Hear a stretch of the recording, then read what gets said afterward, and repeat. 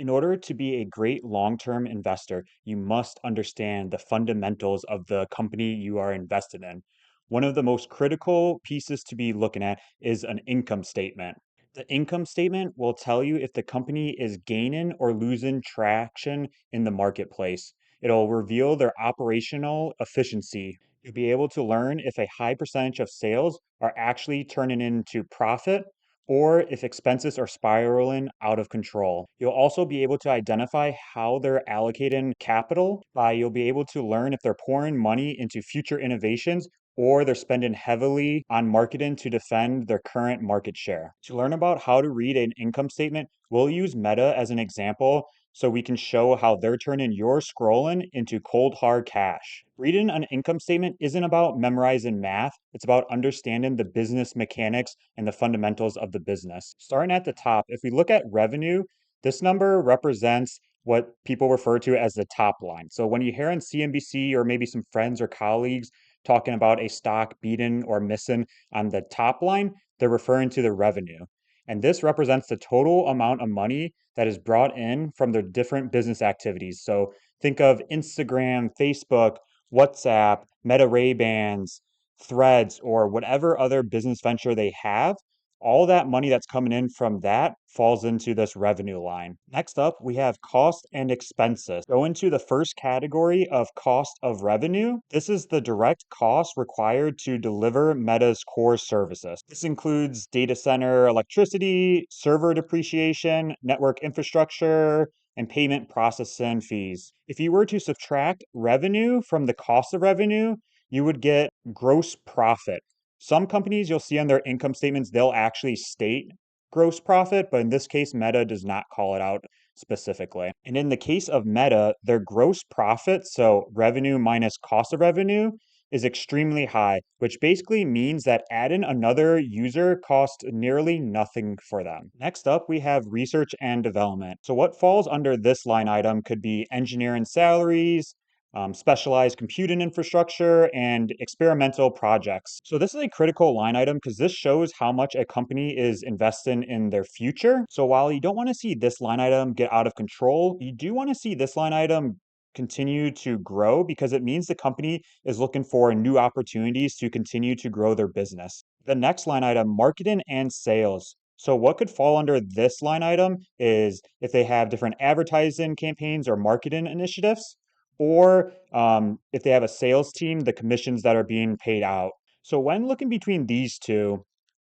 seeing research and development higher than marketing and sales is generally better because this means that they're continuing to explore new opportunities versus staying in their current markets. So some industries you might see having a higher marketing and sales line item are companies that are trying to grow their brand exposure or have products that they're continuing to try to get repeat buyers of. Think of a automaker or a consumer staple. In Meta's case, marketing and sales is extremely low due to the fact that they have a massive organic network effect, meaning that they already have billions of people that use their products, so they don't have to spend a lot to try to attract new users to their platform. So, general and administrative, this could also have employee salaries. This generally wouldn't have like engineering type roles here, but think of HR, think of accounting teams, maybe like corporate legal fees, executive compensation, or different like regulatory compliance costs, that would all fall under this general and administrative line item. And then total costs and expenses would simply be adding up everything under costs and expenses. So in this case, the four categories, and that would give you the total. And then the line item after that, income from operations, you are taking your revenue and subtracting it from the total costs and expenses. And this is measuring pure profitability, which lets you know how well Meta is operating. And this line item is important because it's the amount before you take into account anything in regards to taxes or potential one off expenses or non-cash expenses, such as if they own ownership in another company. Continuing on, interest and other income. This will really track any interest they might be earning on their cash stockpile. It also will track any interest that they're paying on current long-term debt. plus any like foreign exchange fluctuations, or if they have other equity investments, it'll show their gains or losses here. The one key call out is this line item is non-operating item, so it can create temporary noise that doesn't actually reflect how healthy the core business is. So, one notable example that I can think of is in past years, Amazon holds a pretty significant investment in Rivian. And previously, when Rivian's price was crashing, this line item for Amazon would be showing a tremendous loss, which would then impact their net income line. So at the surface level, it would look like the business is very unhealthy and actually trending down. But when you dig into the income statement, you actually learn that the business is extremely healthy. It's just due to this investment in Rivian, which is not reflective of their actual operations. Income before income taxes. This is simply your income from operations subtract it from the interest and other income or expense line. Next up, provision or benefit from income taxes.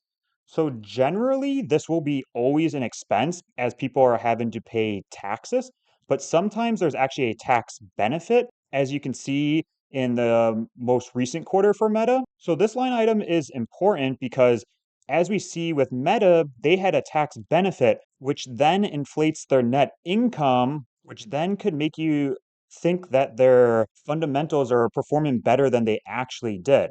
So in Meta's case, what they had for a tax benefit was driven by a one-time tax adjustment that was stemming from a US Treasury notice regarding R&D cost capitalization. So that's why reading through the income statement and actually understanding and comprehending what is happening is very important because if you just read the headline numbers, it doesn't tell you the full picture. So if they have a tax benefit or if they have some equity that they're holding that is currently flying up a ton or is crashing, both of these will skew the numbers for a business's quarterly earnings. Moving on to net income. This is what people refer to as the bottom line. So this is your income before income taxes line item subtracted by the provision or benefit for income taxes. So in most cases, net income would be lower than your income before income taxes, but in the most recent quarter for Meta, it is actually higher because of that one-time tax benefit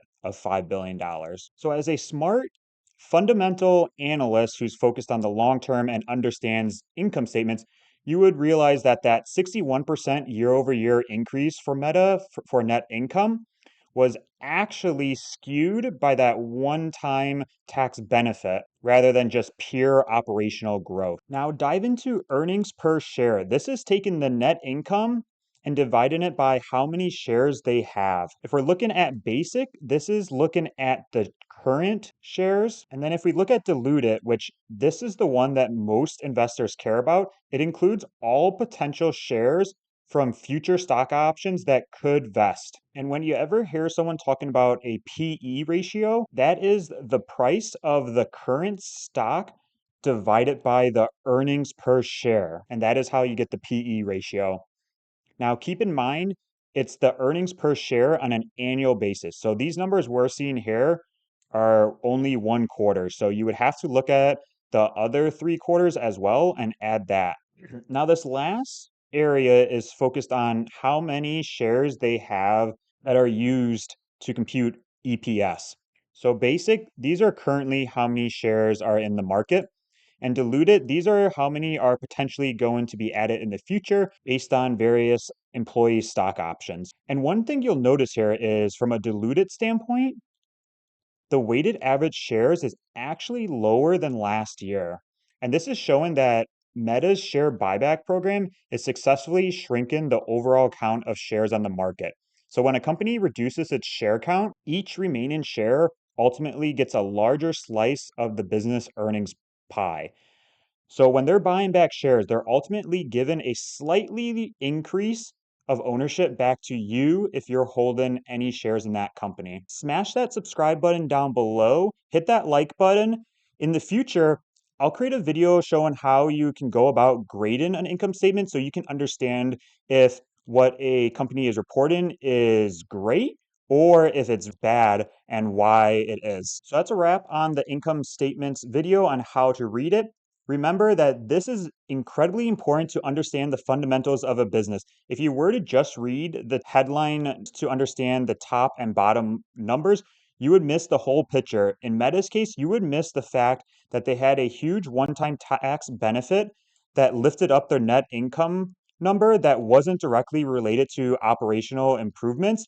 And in other situations, you might miss line items that are directly pulling down their net income due to some equity holding that is outside of their operations that are indirectly pulling down their bottom line numbers. Thanks for watching this video. Remember to smash that subscribe button and be on the lookout for more videos that break down how to analyze and understand the fundamentals of a business. In the future, we'll also look at the balance sheet as well. So make sure you don't miss out on any of those future videos as we look to help you further comprehend the game of long-term investing to improve your long-term compounding abilities. Until then, take it easy.